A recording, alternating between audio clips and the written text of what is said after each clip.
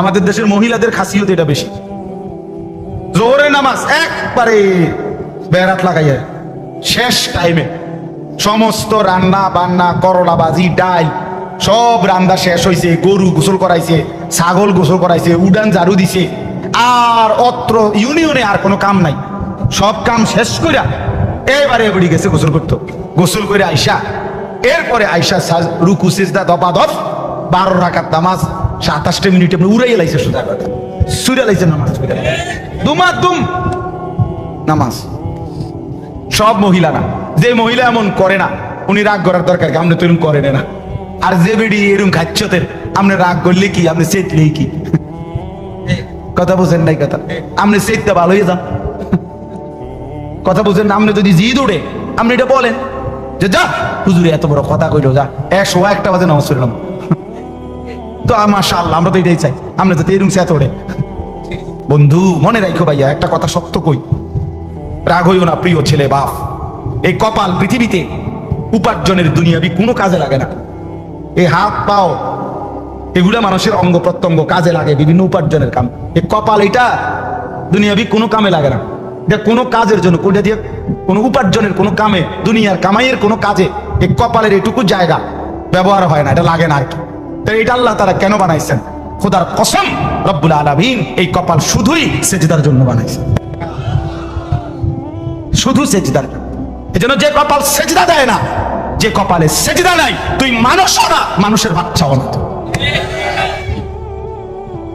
ইনসানের কোনো কাতারে সে পড়ে না, সে কোনো মানুষের কাতারে পড়ে না, ইনসানের কোনো কাতারে পড়ে না যার কপালে সেজদা। কারণ কপাল বানানোই হয়েছে, সেজদা কাকে বলে? ওয়াদউল জাবহাতে আলাল আরদ, জমিনের মধ্যে কি রাখা, এই তো কপাল রাখাটারই কি কয়, তার মানে সেজদা কপাল। কপাল বানানোই হয়েছে কিসের জন্য? সেজদা। নবী সাল্লাল্লাহু আলাইহি সাল্লাম বলে আকরাবু মা ইয়াকুনুল আবদু মির রাব্বিহি ওয়া হুয়া সাজিদ। নবীজি বলেন কোন বান্দা আল্লাহর সবচেয়ে ঘনিষ্ঠ হয়, আকরাব সবচেয়ে ঘনিষ্ঠ হয় যখন সে সেজদা করে, সেজদা করে।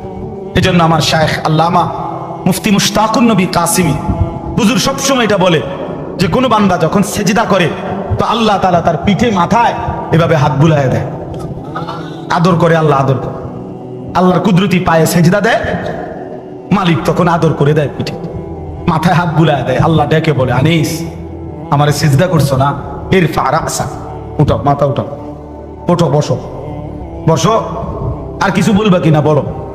তো বান্দা বলে আত্তাহিয়াতু লিল্লাহি ওয়াস সালাওয়াতু ওয়াত তাইয়্যিবাত। আল্লাহ বলে আচ্ছা আমার প্রশংসা করলাম, খুশি হলাম, আর কিছু? আল্লাহুম্মা সাল্লি আলা মুহাম্মাদ ওয়া আলা আলি মুহাম্মাদ। ও মাশাআল্লাহ, আমার বন্ধুর প্রশংসা করলা, দুরূদ পড়লা, আমি এত খুশি হলাম। মুবা ইল্লা আনতা, আপনি ছাড়া আর মাফ করার কেউ নাই, এই জন্য আপনার এত কাছে আসলাম, আপনার স্পর্শ পেলাম, আপনার বড় আকরাব ঘনিষ্ঠ হলাম। উদ্দেশ্য হলো ফাগফিরলি মাগফিরাতাম মিন ইনদিক, আপনার পক্ষ থেকে আমারে ক্ষমা করে দেন, ওয়ারহামনি, আমার একটু দয়া করে দেন, ইন্নাকা আনতাল গফুরুর রহিম, আপনি মাফ করবেন না কা, আপনি তো ক্ষমাশীল, আপনি দয়া করবেন না কেন, আপনি তো রহিম দয়াবান। আল্লাহ বলে কস কি রে বান্দা, এত আদর করে বললে মাফ না করি কেন? হ্যাঁ কি কইছেন এখন? আল্লাহু আকবার। এই জন্য বান্দা যখন সালাম ফিরায় এই ডানে বামে, তখনই একবার কি পড়ে আল্লাহ, অর্থাৎ উদ্দেশ্য হলো সে সালাম ফিরাইয়াই আল্লাহু আকবার বলে, অর্থ বলে আর মানুষের জানায় ভাই সাহেব আল্লাহ বহুত বড় মহান, উনি আমার মাফ করে দিচ্ছে। আল্লাহু আকবার। এই জন্য আপনারাই তো কইয়া উঠলেন আল্লাহু আকবার নিজে নিজে, আল্লাহু আকবার। জন্য দোস্ত বান্দা সেজদা দিয়ে বসলে সালাম ফিরাইবার আগে আগে রব মাফ। চলো ইনশাআল্লাহ রাত গভীরে চলো নিয়ত করি ইনশাআল্লাহ। নওজোয়ান, আগামী দিনে ইসলামের জন্য তোমাদের দরকার, আগামীর পৃথিবীতে কালেমার পতাকা উড়াবার জন্য নওজোয়ান গ্রহণ করতাম। ওয়া নাহনু শাবাব, আর আমরা ছিলাম যুবক, আমরা ছিলাম যুবক নওজোয়ান। এই জন্য বাবা চাচারা তোমাদের জন্য দোয়া করবে, আমরাও তোমাদের জন্য দোয়া করব। এখানে আমার এই আয়াতটা এবার শুধু শুনো, তারপরে তুমি দিল থেকে বুঝো। আল্লাহ তাআলা এখানে বলছেন ফাখালাফা মিন বাদিহিম খালফুন, প্রত্যেক জাতি গোষ্ঠীর মধ্যে নিকৃষ্ট প্রজন্ম মন্দ উত্তরসূরি, নিকৃষ্ট জেনারেশন কারা? আল্লাহ বলেন আদাউস সালাহ, যারা প্রতিনিয়ত তাদের নামাজ নষ্ট করে দেয়, তারা নিকৃষ্ট মানুষ, নিকৃষ্ট উত্তরসূরি, নিকৃষ্ট জেনারেশন, নিকৃষ্ট প্রজন্ম। তোমরা আজকে যারা 15 থেকে 20-30 বছর, প্রিয় ভাই আমার, তোমরা একটি জেনারেশন, তোমরা একটা প্রজন্ম, 2 বছর 4 বছরের ব্যবধান, কাছাকাছি সময়, তোমরা একটি প্রজন্ম, একটি জেনারেশন, তোমরা উত্তরসূরি, পূর্বসূরিদের। আল্লাহ তাআলা বলেন এই নিকৃষ্ট, খালফুন অর্থ হলো মন্দ প্রজন্ম, নিকৃষ্ট উত্তরসূরি কারা? আদাউস সালাহ, যারা তাদের নামাজ নষ্ট করে দেয়। কি নষ্ট করে বলেন না? কি নষ্ট করে? ভাইয়া শেষ করে দিচ্ছি, আর 10টা মিনিট। কি নষ্ট করে? নামাজ নষ্ট। এনে তাফসীরের মধ্যে আছে, প্রিয় ভাই বাবা সবাই শুনে। আল্লাহ তাআলা বলছে ওই মানুষগুলো নষ্ট, নিকৃষ্ট, মন্দ, যারা কি নষ্ট করে। এখানে তাফসীরের মধ্যে স্পষ্ট আছে যে এখানে আল্লাযীনা তারাকুস সালাহ, যারা টোটালি নামাজ ছেড়ে দেয়, নামাজ পড়েই না, তারা উদ্দেশ্য না, তারা উদ্দেশ্য নয়, তারা এমনি বাদ, তারা কোনো মানুষের আইটেমের মধ্যেই নাই, বরং ওই মানুষরা নিকৃষ্ট, মন্দ, যারা নামাজ তো পড়ে কিন্তু পড়ার নাম করে এটারে নষ্ট করে। কিভাবে নষ্ট করে? তাফসীরের মধ্যে আছে 3 ভাবে নামাজকে নষ্ট করে। 1, নামাজের ওয়াক্তে সবসময় নামাজকে বিলম্ব করে পড়ে। আল্লাযীনা ইউআখিরুনাস সালাহ, তাখির করে নামাজকে সবসময়। 1টা বাজে জোহরের আজান, এবারে 4:30 বাজে, 4:30 বাজে, ওই সময় বেরাত লাগাইয়া এরপরে নামাজ। আমরা দেশের বেডিদের মতো, আমাদের দেশের মহিলাদের খাসিয়ত এটা বেশি। জোহরের নামাজ একবারে বেরাত লাগাইয়া শেষ টাইমে সমস্ত রান্না বান্না, করলা ভাজি, ডাল সব রান্না শেষ হয়েছে, গরু গোসল করাইছে, ছাগল গোসল করাইছে, উডান ঝাড়ু দিছে, আর অত্র ইউনিয়নে আর কোনো কাম নাই, সব কাম শেষ করে এবারে এবারে গেছে গোসল করতো। গোসল করে আইসা এরপরে আইসা রুকু সিজদা দপাদপ 12 রাকাত নামাজ 27 মিনিটে উড়াইয়া লাইছে, সোজা কথা সুরে লাইছে নামাজ, দুমাদুম নামাজ।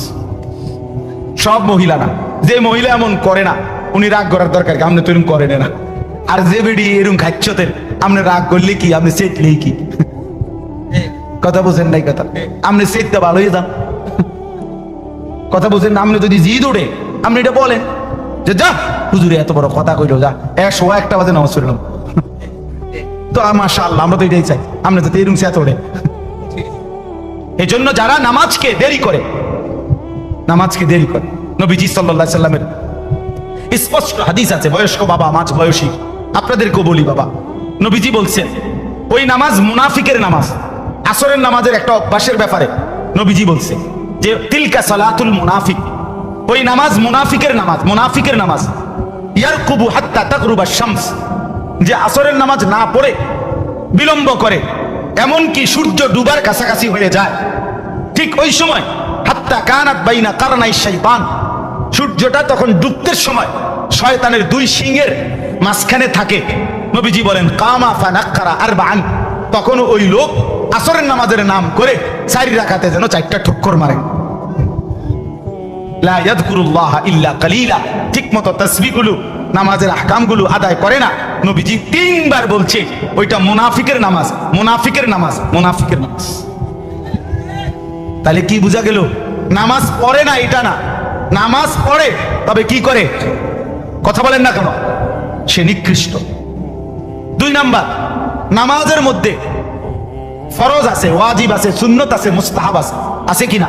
এগুলো যে ঠিকমতো আদায় করে না, রুকু সেজদা যে ঠিকমতো আদায় করে না, তাসবিহগুলো ঠিকমতো আদায় করে না, নামাজের ওয়াজিব ফরজগুলো ঠিকমতো আদায় করে না, রুকু দিছে, রুকুর থেকে সোজা হয়ে দাঁড়ানো কি ওয়াজিব, কথা বলেন না, ওয়াজিব। এবার রুকুর থেকে একটু উঠতে নিচের দিকে জায়গা, এমন কাকু নাই? আছে, আছে, আমরা বহুত দেখছি। সেজদা দিতে গিয়া 2 সেজদার মাঝখানে স্থির হয়ে বসা ওয়াজিব, কি বলেন না, ওয়াজিব। এবার সেজদা দেয় কেমনে? একটা সেজদা দিয়া মাথাটা একটু আলগি দিয়ে আরেকটা মাথা পটপট করে 2টা সেজদা মেরে দিল। আরে বুঝেন আপনি কি সেজদা দিলেন? মাঝখানের ওয়াজিব ছুটে গেল যে, কথা বলেন নাই?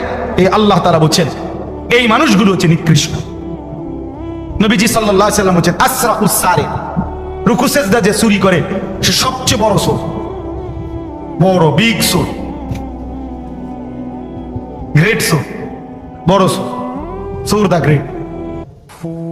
হ্যাঁ, তাইলে বোঝা গেল নামাজকে যে ফরজ ওয়াজিব মুস্তাহাব সুন্নাত ঠিকমতো আদায় করে না, সে তার নামাজকে কি করে?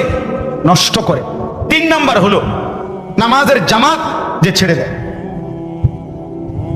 জামাতে যে নামাজ পড়ে না, এটাকে অভ্যস্ত বানায় নিছে জামাত ছেড়ে দেওয়া, এই ব্যক্তিও নামাজকে নষ্ট করে।